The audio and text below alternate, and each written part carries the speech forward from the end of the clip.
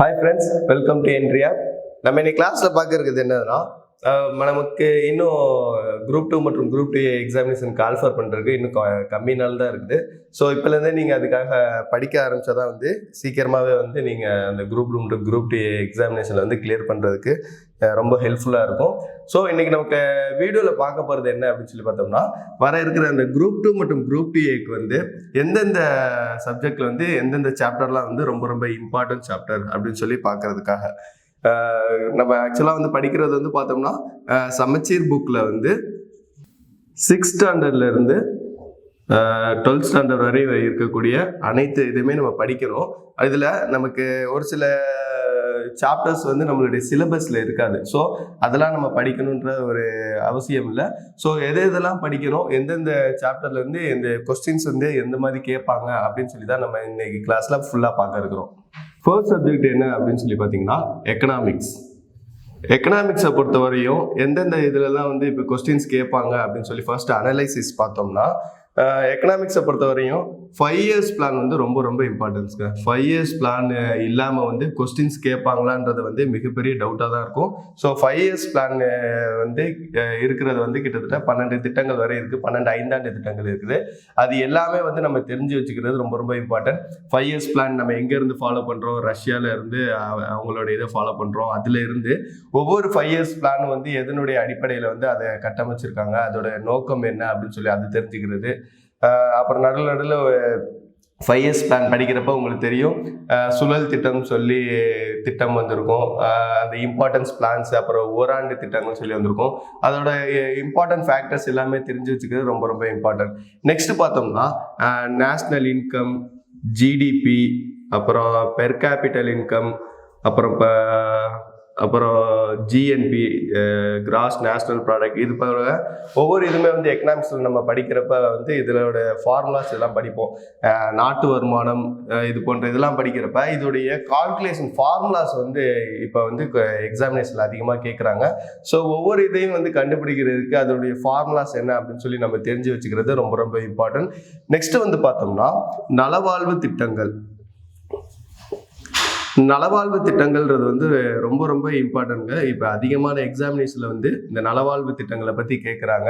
இந்த நலவாழ்வு திட்டங்கள் வந்து இப்போ நம்ம அதிகமாக படிக்கணும்னா இதுக்காக வந்து +1 காமர்ஸ் புக்கு மற்றும் எக்கனாமிக்ஸ் புக்கு நீங்கள் பார்த்தீங்கன்னா தெரியும். அதில் நம்மளுடைய ஸ்கீம்ஸ் எந்த இதெல்லாம் கொண்டு வந்தாங்க அப்படின்னு சொல்லி அதிகமாக தந்திருப்பாங்க.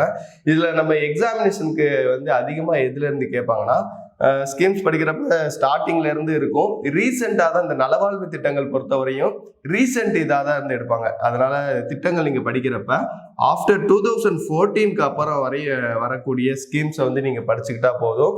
இதில் கொஸ்டின்ஸ் எந்த மாதிரி கேட்பாங்க அப்படின்னு சொல்லி பார்த்தோம்னா, இந்த நலவாழ்வு திட்டங்களுடைய பர்பஸ் என்ன, அதனுடைய நோக்கம் என்ன அப்படின்னு சொல்லி கேட்பாங்க. இல்லைன்னா இந்த நலவாழ்வு திட்டம் வந்து எந்த இயர்ல வந்து இம்ப்ளிமெண்ட் பண்ணாங்கன்னு கேட்கறத விட, இந்த நலவாழ்வு திட்டங்கள் வந்து இம்ப்ளிமெண்ட் பண்ண டேட்டு அண்ட் இயர் ரெண்டையுமே கேட்பாங்க. ஸோ டேட் அண்ட் இயரை வந்து நம்ம தெரிஞ்சு வச்சுக்கிறது ரொம்ப ரொம்ப இம்பார்ட்டன்ட். நெக்ஸ்ட் வந்து பார்த்தோம்னா அக்ரிகல்ச்சர்லேருந்து கொஸ்டின்ஸ் கேட்குறாங்க. அக்ரிகல்ச்சர்லேருந்து கொஸ்டின்ஸ் எந்த மாதிரி வருது அப்படின்னு சொல்லி பார்த்தோம்னா, அதாவது அக்ரிகல்ச்சரில் வந்து 4 types ஆஃப் கிராப்ஸ் இருக்குல்ல. அதாவது உணவு பயிர், தோட்டப்பயிர், அப்புறம் பணப்பயிர், அப்புறம் மசாலா பயிர்னு சொல்லக்கூடிய அந்த பெப்பர்ஸ், ஏலக்காய், இது எல்லாத்தையும் வந்து இந்த 4 types ஆஃப் கிராப்ஸை வந்து என்ன பண்ணுறாங்கன்னா இந்த பயிரில் வச்சுட்டு இதில் உணவு பயிர் எது அப்படின்னு சொல்லி கேட்கலாம். அதாவது கீழே ஒரு 4 எக்ஸாம்பிள் தந்துடுவாங்க. உணவு பயிரில் ஒன்று, தோட்டப்பயிரில் ஒன்று, பணப்பயிரில் வந்து மசாலா பயிர்னு சொல்லி 4 பயிர்கள்லேயே வந்து ஒவ்வொன்று கொடுத்துட்டு இதில் உணவு பயிர் எது, பணப்பயிர் எது அப்படின்னு சொல்லி கொஸ்டின்ஸ் கேட்குறாங்க. ஸோ இந்த அக்ரிகல்ச்சரில் இந்த ரிலேட்டடாக வந்து தெரிஞ்சுக்கிறது ரொம்ப ரொம்ப இம்பார்ட்டன்ட். நெக்ஸ்ட் வந்து பார்த்தோம்னா பிளானிங் கமிஷன். பிளானிங் கமிஷனை பற்றி திட்டக்குழு 1950 வந்து ஆரம்பிக்கப்பட்டது. இதனுடைய முன்னோடியாக அமைந்தவர் வந்து ஜவஹர்லால் நேரு. ஸோ அதோட பேக்ரவுண்ட் எல்லாம் தெரிஞ்சு வச்சுக்கணும். அப்புறம் இந்த பிளானிங் கமிஷனை போய் இப்போ நம்ம நித்தி ஆயோக்னு சொல்லி ஃபாலோ பண்ணிட்டு இருக்கோம். இந்த நித்தி ஆயோக்கோடைய இது என்னது, அதோடைய இம்பார்ட்டன்ஸ் என்னது, அதனுடைய நோக்கம் என்ன, எதற்காக மாற்றப்பட்டது, அப்புறம் அதனுடைய ஹிஸ்ட்ரிஸு, அப்புறம் அதனுடைய தலைவராக வந்து யார் இருக்காங்க, அப்புறம் இப்போ ப்ரெசண்ட்டாக வந்து யார் இருக்காங்க, இது சொல்லி இது எல்லாமே தெரிஞ்சு வச்சுக்கிறது ரொம்ப ரொம்ப இம்பார்ட்டன்ட். நெக்ஸ்ட் என்ன அப்படின்னு சொல்லி பார்த்தோம்னா, ஒவ்வொரு இயரும் வந்து HDA ரிப்போர்ட் வந்து விடுவாங்க. ஹியூமன் டெவலப்மெண்ட் இண்டெக்ஸ்ன்னு சொல்லி ஹெச்டிஏ அறிக்கையிடுவாங்க. அந்த அறிக்கை படி பார்த்தோம்னா அந்த மனிதவள குறியீட்டில் வந்து இந்தியாவுடைய ரேங்க் என்ன அப்படின்னு தெரிஞ்சுக்கிறது ரொம்ப இம்பார்ட்டன்ட். அப்புறம் ஒவ்வொரு சுகாதார குறியீடு, பிறப்பு இறப்பு விகிதம், அப்புறம் மகப்பேறு பிறப்பு விகிதம், இது போன்ற எல்லா விகிதத்தையும் வந்து நம்ம தெரிஞ்சு வச்சுக்கணும். ஸோ அதை வச்சு கேட்கறதுக்கு வந்து ரொம்ப ரொம்ப அதிகமாக கேட்குறாங்க. ஸோ அதை தெரிஞ்சு வச்சுக்க ரொம்ப ரொம்ப இம்பார்ட்டன்ட். இன்னொன்று எக்கனாமிக்ஸில் ரொம்ப இம்பார்ட்டன்ஸ் ஆனது என்னது அப்படின்னு சொல்லி பார்த்தோம்னா ஒவ்வொரு கமிட்டிஸை வச்சு அதிகமாக வந்து கொஸ்டின்ஸ் கேட்குறாங்க. இப்போ எக்ஸாம்பிள் சொல்லி பார்த்தோம்னா முன்னாடி இருக்கக்கூடிய சர்க்காரியா கமிஷன்லேருந்து இப்போ ரீசெண்டாக அமைக்கக்கூடிய ஒவ்வொரு கமிட்டிஸையும் வந்து நம்ம தெரிஞ்சு வச்சுக்கிறது ரொம்ப ரொம்ப இம்பார்ட்டன்ட்.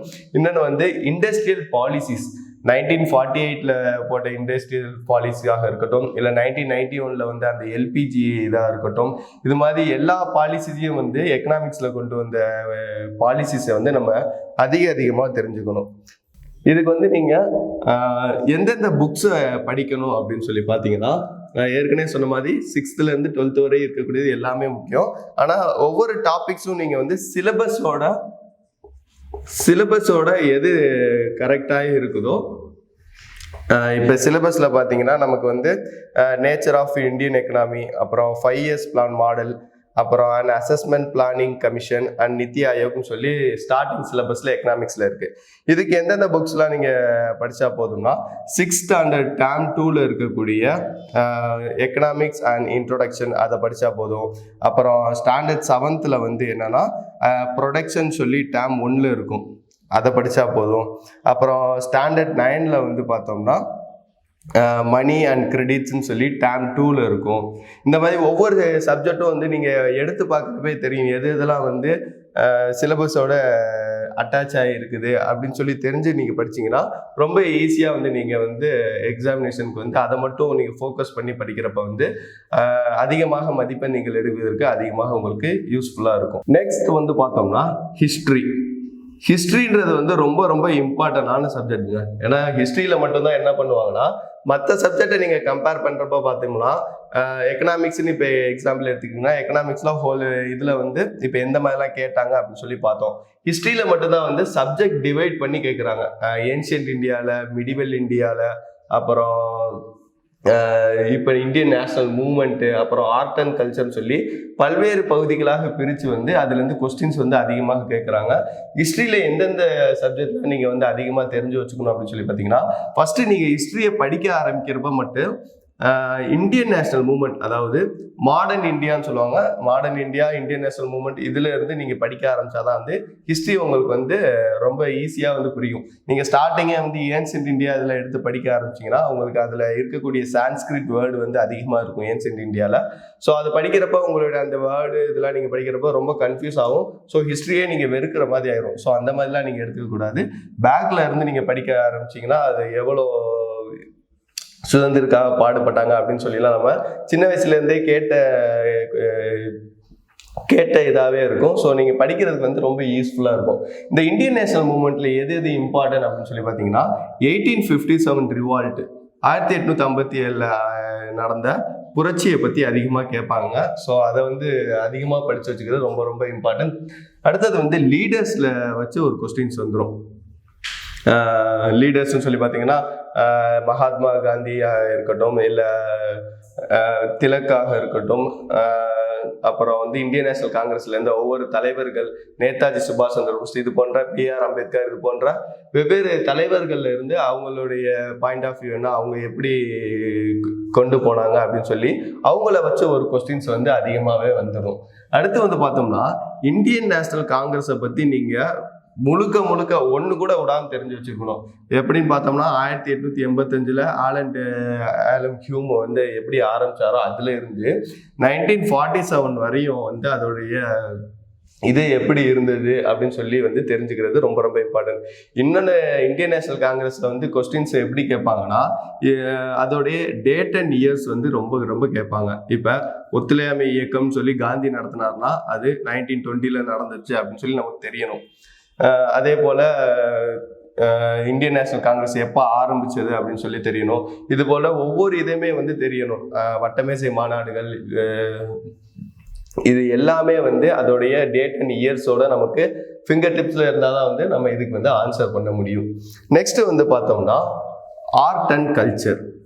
ஆர்ட் அண்ட் கல்ச்சரில் வந்து எதெல்லாம் கேட்பாங்க அப்படின்னு சொல்லி பார்த்தோம்னா, ஆர்ட் அண்ட் கல்ச்சரில் கொஸ்டின்ஸ் வந்து மேக்ஸிமம் எப்படி வரும்னா, அதாவது அதை சார்ந்த அதை எழுதின புலவர்கள் வந்து எந்த சமயத்தை சார்ந்தவர்கள் கேட்பாங்க, இல்லை அந்த புக்கு எழுதினவங்க யார் அப்படின்னு சொல்லி கேட்பாங்க, இல்லை இந்த புலவர்களுடைய பெயர், அவர்கள் எந்த காலாண்டு எந்த நூற்றாண்டை சேர்ந்தவர்கள் அப்படின்னு சொல்லி கேட்பாங்க. இன்னொன்று வந்து கோவில்கள், அதாவது நம்ம ஆர்ட் அண்ட் கல்ச்சரில் பார்த்தோம்னாவே அந்த கலை கட்டிடங்களை பற்றி தான் அதிகமாக சொல்லியிருக்கோம். ஸோ அந்த கோவில்களுக்கு வந்து கட்டினது எந்த அரசர்கள், எந்த காலத்தில் கட்டினது அப்படின்னு சொல்லி கேட்பாங்க. இல்லை அந்த கோவில்களுக்கு வந்து அந்த தங்க சுரம், அந்த தங்க முலாம் பூசினது, அதை கொண்டு வந்தது, இதெல்லாம் யார் அப்படின்னு சொல்லி கேட்பாங்க. நெக்ஸ்ட் வந்து பார்த்தோம்னா மிடிவல் இந்தியாவில் வந்து நம்ம மிடிவல் இந்தியா அப்படின்னு சொல்லி பார்த்தாங்கனாவே அது வந்து முகல்ஸ் எம்பரரை பற்றி தான் ஃபுல்லாகவே வரும். கிட்டத்தட்ட 90% அளவு வந்து எதுலேருந்து வரும் பார்த்தோம்னா முகல்ஸ் எம்பரரில் தான் வரும். இந்த முகல்ஸ் எம்பரரை வந்து எப்படி தோன்றுச்சு அப்படின்னு சொல்லி பார்த்தோம்னா அது டெல்லி சுல்தான். ஸோ டெல்லி சுல்தானில் கடைசியாக இருந்த லோடி வம்சத்து மூலியமாக தான் வந்து முகல்ஸ் எம்பரரான ஃபர்ஸ்ட் பாபர் வந்து முகல் எம்பரரை வந்து கட்டமைக்கிறாரு. So Delhi sultans Mughals emperor வந்து ஸ்டார்டிங்லேருந்து எண்டிங் வரை முழுக்க நீங்கள் படிச்சிருக்கணும். எப்படி இந்தியன் நேஷனல் காங்கிரஸை படித்து வச்சுருக்கீங்களோ அதே போல் டெல்லி சுல்தான்ஸ் மற்றும் முகல் எம்பரரை முழுக்க நீங்கள் படித்து வச்சுருக்கணும். அடுத்தது வந்து பார்த்தீங்கன்னா ஹிஸ்ட்ரியில் வந்து நீங்கள் எதை படிச்சிருக்கணும் அப்படின்னு சொல்லி பார்த்தீங்கன்னா south Indian history. South India ஹிஸ்ட்ரியை பற்றி சொல்லணும்னா, அதாவது சேரா சோழா பாண்டியன்ஸ் அவங்கள பற்றி நீங்கள் படித்து வச்சுருக்கணும். அப்புறம் நாயக்கர்களை பற்றி படித்து வச்சுருக்கணும்.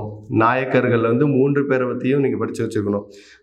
செஞ்சியில் இருக்கக்கூடியவங்க, அப்புறம் மதுரையில் இருக்கக்கூடியவங்க, அப்புறம் தஞ்சையில் இருக்கக்கூடியவங்க, இப்படி 3 பகுதியிலையும் இந்த நாயக்கர்களை பற்றி நீங்கள் படித்து வச்சுருக்கணும். நெக்ஸ்ட்டு வந்து இந்த சேரா சோழா பாண்டியர்ஸை சேர்த்து பல்லவர்களை பற்றி நீங்கள் அதிகமாக தெரிஞ்சு வச்சுருக்கணும். இதுலேயே வந்து இந்த சவுத் இந்தியன் ஹிஸ்ட்ரின்றதே ரொம்ப இம்பார்ட்டன்ட். இதில் நீங்கள் ரொம்ப அதிகமாக தெரிஞ்சு வச்சுக்கிறது யாருன்னு சொல்லி பார்த்தீங்கன்னா சோழர்கள் மற்றும் பல்லவர்கள் வந்து அதிகமாக தெரிஞ்சு வச்சுருக்கணும். ஏன்னா பல்லவர்கள் தான் வந்து தமிழ்நாட்டில் மற்றும் பிற பகுதியில் வந்து இந்த குடைவரை கோவில்கள் இதெல்லாம் வந்து அமைச்சிருப்பாங்க. ஸோ அது ஆர்ட் அண்ட் கல்ச்சரில் கூட ரிலேட்டடாகி கொஸ்டின்ஸ் கேட்குற அதிகமாக வாய்ப்பு இருக்குது. சோழர்கள் வந்து இந்த வாணிபம் வணிகத்திலோட அதிகமாக சிறந்து விளங்கியிருப்பாங்க.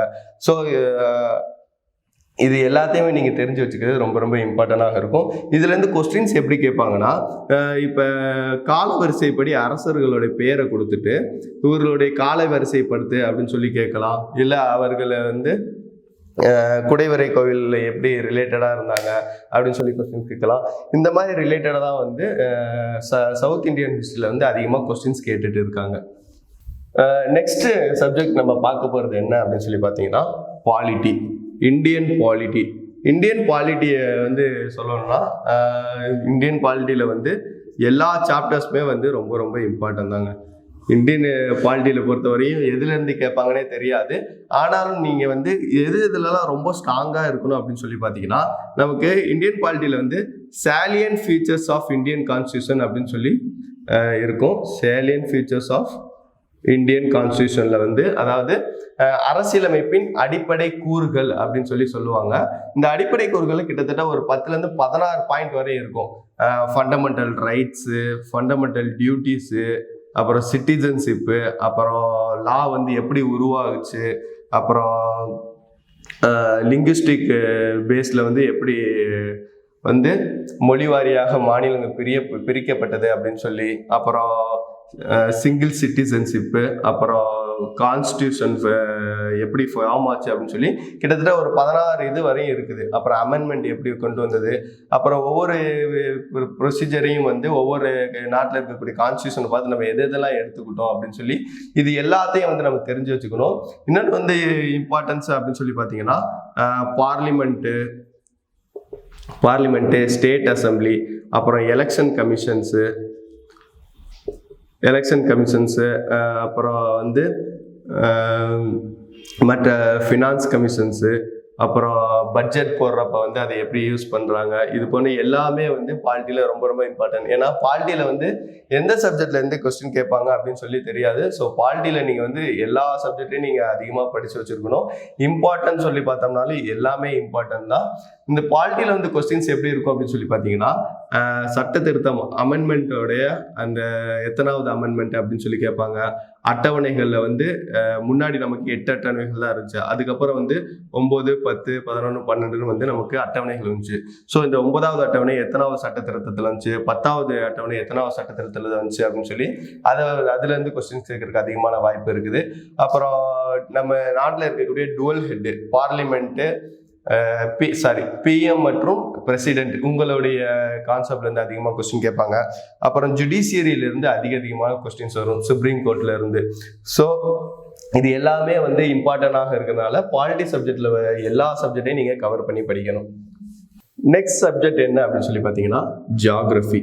ஜியாகிரபியை பத்தி சொல்லணும்னா ஜியாகிரபி வந்து ரொம்ப ரொம்ப சிம்பிளுங்க. ஏன்னா இப்போ நமக்கு என்ன பண்ணிட்டாங்கன்னா ஜியாகிரபி வந்து இந்தியன் ஜியாகிரபி தான் வந்து மேக்ஸிமம் கொடுத்துருக்காங்க.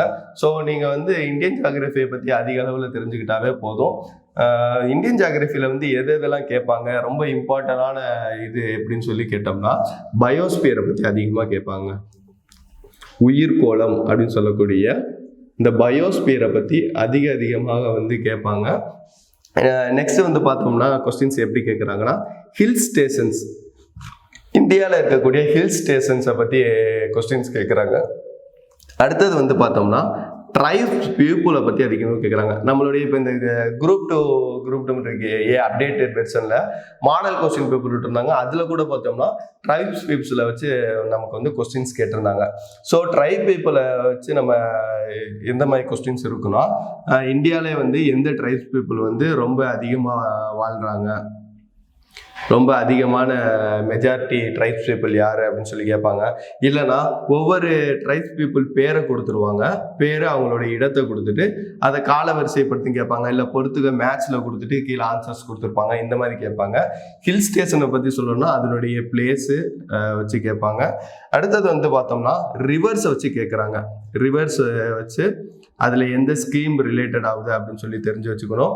இன்னொன்று வந்து அந்த ரிவர்ஸ் வந்து எந்த பிளேஸில் இருக்குது அப்படின்னு சொல்லி தெரிஞ்சு வச்சுக்கணும். இதுதான் வந்து ஜியாகிரபியில் வந்து ரொம்ப ரொம்ப இம்பார்ட்டன்ட். ஜியாகிரபியிலே வந்து நமக்கு என்ன ஆகுதுன்னா என்விரான்மெண்ட் ஸ்டடீஸும் வருது. சரிங்களா? இந்த என்விரான்மெண்ட் ஸ்டடீஸும் ஜியாகிரபியோட ரிலேட்டட் ஆகிறதுனால என்விரான்மெண்ட் ஸ்டடீஸையும் வந்து நம்ம படித்து வச்சுக்கிறது ரொம்ப ரொம்ப இம்பார்ட்டன்ட். என்விரான்மெண்ட்டை பற்றி சொல்லணும்னா என்விரான்மெண்ட்டில் வரக்கூடிய அந்த ஸ்பெஷல் எக்கனாமிக் ஜோனை பற்றி நம்ம தெரிஞ்சு வச்சுருக்கணும். நெக்ஸ்ட்டு வந்து என்விரான்மெண்ட் ஸ்டடீஸில் வந்து மேக்ஸிமம் கொஸ்டின்ஸ் வந்து 99% கொஸ்டின்ஸ் வந்து எது ரிலேட்டடாக வச்சு வரும்னா ரிலேட்டட் டு கரண்ட் அஃபேர்ஸ். இப்போ எக்ஸாம்பிள் வந்து பார்த்தீங்கன்னா இப்போ recent news, last week news என்ன அப்படின்னு சொல்லி பார்த்தோம்னா மார்ஸில் வந்து டெல்லி வந்து 500 மில்லியன் அந்த இதையே தாண்டி போய் ரொம்பவும் வந்து இக்கட்டான சூழ்நிலையில் இருக்குது, அந்த மாசு கட்டுப்பாடு இல்லை அப்படின்னு சொல்லி டெல்லியோட நியூஸ் வந்துச்சு. ஸோ இது வந்து டெல்லின்ற அந்த மாசுன்றது வந்து என்விரான்மெண்ட் ஸ்டடீஸோட ரிலேட் ஆகுது அப்படின்னு சொல்லி பார்த்தோம்னா இதில் வச்சும் வந்து கொஸ்டின்ஸ் கேட்கறதுக்கு வந்து அதிகமான வாய்ப்பு இருக்குது. ஸோ இதே போல தான் வந்து கரண்ட் அஃபேர்ஸோட ரிலேட் பண்ணி வந்து என்விரான்மெண்டலோட ஸ்டடீஸோட கொஸ்டின்ஸ் வந்து அதிகமாக இருக்குது. நெக்ஸ்ட் கொஸ்டின் என்ன அப்படின்னு சொல்லி பார்த்தோம்னா நெக்ஸ்ட் சாப்டர் வந்து கெமிஸ்ட்ரி. கெமிஸ்ட்ரியை பற்றி சொல்லணும்னா அதில் வந்து எல்லாமே படிக்கணுங்க. இருக்கிறதே வந்து நமக்கு 4 டாபிக்ஸ் தான் வந்து சிலபஸில் இருக்குது. அதில் இருக்கக்கூடிய அமிலம், காரம், அப்புறம் உப்பு, அப்புறம் கனிமங்கள் மற்றும் சேர்மங்கள் சொல்லியிருப்போம். கனிமம் மற்றும் சேர்மம் சொல்லக்கூடிய அந்த டாபிக்ஸு. அப்புறம் இன்னொன்று வந்து உரங்கள் மற்றும் பூச்சிக்கொல்லிகள் பற்றி இருக்கும். எந்த பெஸ்டிசைடு வந்து யூஸ் பண்ணுறாங்க அப்படின்னு சொல்லி, அப்புறம் எந்த யூரியா உரம்னு சொல்லக்கூடிய என்பிகேன்னு சொல்லுவாங்க. இந்த என்பிகேல நைட்ரஜன், பாஸ்பரஸ், பொட்டாசியம் அந்த இதை வச்சு கேட்பாங்க. ஸோ கெமிஸ்ட்ரியை பொறுத்தவரை இந்த 4 சப்ஜெக்டையும் நீங்கள் ஃபுல்லாக படிக்கிறது வந்து ரொம்ப ரொம்ப இம்பார்ட்டன்ட். கொஸ்டின்ஸ் இதில் எந்த மாதிரி இருக்கும் அப்படின்னு சொல்லி பார்த்தோம்னா நம்மளுடைய முன்னாடி ப்ரீவியஸ் இயர் கொஸ்டின் பேப்பர்லாம் பார்த்தவங்களுக்கு தெரியும். இது வந்து மேக்ஸிமம் வந்து இந்த என்பிகே இதை வச்சு வரும், அப்புறம் பூச்சிக்கொல்லிகளை வச்சு வரும். கனிம மண் சேர்மத்தை பொறுத்தவரையும் எந்த கனிமங்கள் வந்து அதிகமாக எந்த இடத்துல கிடைக்குதுன்னு சொல்லி ஜியாகிரபியோட ரிலேட்டட் பண்ணி கேட்கறதுக்கும் வந்து அதிகமான வாய்ப்பு இருக்குது. ஸோ கெமிஸ்ட்ரியை வந்து நம்ம வந்து ஃபுல்லாகவே படிச்சுக்கிறது ரொம்ப ரொம்ப இம்பார்ட்டண்டாக இதில் இருக்குது. நெக்ஸ்ட் சப்ஜெக்ட் என்ன அப்படின்னு சொல்லி பார்த்தோம்னா, நெக்ஸ்ட் வந்து ஃபிசிக்ஸுங்க. ஃபிசிக்ஸ் சப்ஜெக்டை பற்றி சொல்லணும்னா நமக்கு வந்து வெப்பம், அதாவது ஹீட்டு, அப்புறம் ஒளின்னு சொல்லி லைட்டு, அப்புறம் சவுண்டு, அப்புறம் வந்து இம்பார்ட்டண்டான வந்து மின்னோட்டவியல் காந்தவியல் இருக்குது.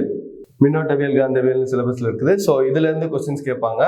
இன்னும் அதிகமாக வந்து பிசிக்ஸ்ல எந்த இதுல இருந்து கொஸ்டின்ஸ் அதிகம் கேட்குறாங்கன்னா, இந்த சயின்டிஃபிக் லாஸ்ல இருந்து கேட்குறாங்க. சயின்டிஃபிக் லாஸ்ல இருந்து ரொம்ப அதிகமாகவே வந்து கேட்குறாங்க. நியூட்டன் லாவாக இருக்கட்டும், இல்லை மற்ற லாவாக இருக்கட்டும், சயின்டிஃபிக் லாவோட வந்து எப்படி வந்து பொருந்தது அப்படின்னு சொல்லி கேட்குறதுக்கு வந்து அதிகமான வாய்ப்புகள் வந்து இருக்குது. ஸோ இதே மாதிரி சயின்டிஃபிக் லாஸும் வச்சு அதிக முறையில் வந்து ஃபிசிக்ஸ் சப்ஜெக்ட்ல வந்து கொஸ்டின்ஸும் வந்து அதிகமாக கேட்டிருக்காங்க. நெக்ஸ்ட் வந்து பார்த்தோம்னா பயாலஜியை பொறுத்தவரையும் வந்து ரொம்ப சிம்பிளான சப்ஜெக்ட் தாங்க. நீங்கள் டீப்பாக படித்தாலும் சரி, லைட்டாக ஒரு வாட்டி மேலாப்பில் படிச்சு விட்டாலும் சரி, உங்களுக்கு வந்து ரொம்பவும் வந்து பழக்கப்பட்ட ஒரு இதாக தான் இருக்கும். ஹியூமன் டிசீஸை பற்றி இருக்கும். இதெல்லாம் நம்ம வந்து அதிகமான முறையில் வந்து கேட்ட சப்ஜெக்டாக இருக்கும். ஸோ இது வந்து பயாலஜி வந்து நீங்கள் ரொம்பவே ஈஸியாகவே படிக்கக்கூடிய சப்ஜெக்டாக தான் இருக்கும். ஹியூமன் டிசீஸை பற்றி இருக்கும், அப்புறம் உடல்நலம், ஹெல்த் அண்ட் ஹைஜீனை பற்றி இருக்கும். ஸோ நீங்கள் வந்து இதை ஒரு வாட்டி நீங்கள் படித்து விட்டுட்டு ஏதாவது குயிஸு இந்த மாதிரி டெஸ்ட் சீரிஸ் நீங்கள் அட்டன் பண்ணாவே உங்களுக்கே தெரியும் பயாலஜி வந்து ஓரளவு ரொம்ப ஈஸியானது இதாக தான் அப்படின்னு சொல்லி இருக்கும். நெக்ஸ்ட்டு வந்து பார்த்தோம்னா ஆப்டிடியூட் பொறுத்தவரையும் எதுவுமே இல்லைங்க. ஆப்டிடியூடு என்னதுன்னா, நீங்கள் மற்ற சப்ஜெக்டை பொறுத்தவரையும் நீங்கள் படித்து பார்த்து டெஸ்ட் சீரிஸ் எழுதி பார்க்கணும். ஆப்டிடியூடை பொறுத்தவரையும் நீங்கள் ட்ரை பண்ணி ஒர்க் அவுட் பண்ணி பார்க்கணும். ஒர்க் அவுட் பண்ண எந்த அளவுக்கு பண்ணி பார்க்குறீங்களோ அந்த அளவுக்கு உங்களுக்கு வந்து ஃபாஸ்ட் வந்து கிடைக்கும். ஏன்னா நம்ம எழுதுறது வந்து காம்படிட்டிவ் எக்ஸாமினேஷனில் டைமிங் ஃபேக்டர் வந்து ரொம்ப ரொம்ப இம்பார்ட்டண்டான ஒன்று. ஸோ நீங்கள் எந்த அளவுக்கு ஒர்க் அவுட் பண்ணி பார்க்குறீங்களோ அந்த அளவுக்கு உங்களுக்கு ஸ்பீட் கிடைக்கும். அந்த டைமிங் நீங்கள் கன்செப்ஷன் பண்ணுறதை பொறுத்த வரையும் நீங்கள் ஈஸியாக வந்து ஆப்டிடியூடில் வந்து எடுக்கலாம்.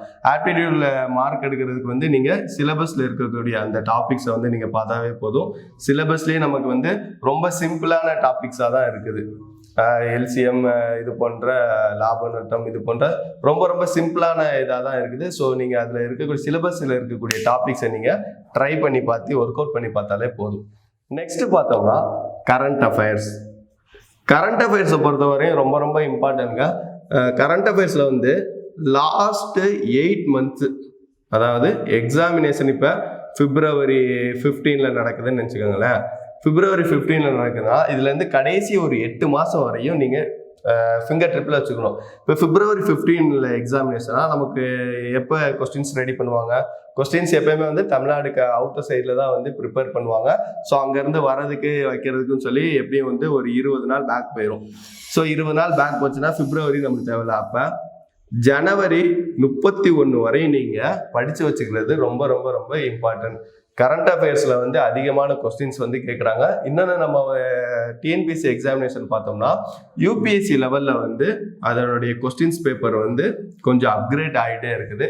ஸோ கொஸ்டின்ஸ் வந்து எப்படி கேட்குறதுக்கும் வாய்ப்பு இருக்குன்னா, ஏன்னா கொஸ்டின்ஸ் வந்து கேட்குறதுக்கு வந்து இப்போ எக்ஸாம்பிள் கரண்ட் அஃபேர்ஸ் நியூஸில் வந்து ஆர்ட் அண்ட் கல்ச்சரை பற்றி வருதுன்னா ஆர்ட் அண்ட் கல்ச்சரோட ரிலேட் பண்ணி கரண்ட் அஃபேர்ஸில் வரக்கூடிய கொஸ்டின்ஸை ஆர்ட் அண்ட் கல்ச்சரில் கேட்குறதுக்கு வாய்ப்பு இருக்குது.